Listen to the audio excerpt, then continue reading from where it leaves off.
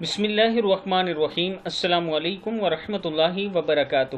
عابد راجہ channel کی طرف سے آج میں اپنے دوستوں کو ایک بہت ہی پیاری دعا پڑھنا سکھاؤں گا۔ اس سے پہلے میں اپنے تمام دوستوں سے گزارش کروں گا کہ اس ویڈیو کو آپ نے آگے ضرور شیئر کرنا ہے۔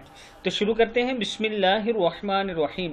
حضرت ابو امامہ رضی اللہ تعالی عنہ فرماتے ہیں کہ آپ صلی اللہ علیہ وآلہ وسلم نے فرمایا، جس نے یہ دعا اللہم لک الحمد لا الہ الا انت ربی وانا عبدک آمنت بک مخلصا لک دینی امسیت علی عہدک ووعدک ما استطعت اتوب الیک من سیئ عملی واستغفرک لذنوبی التی لا یغفرها الا انت۔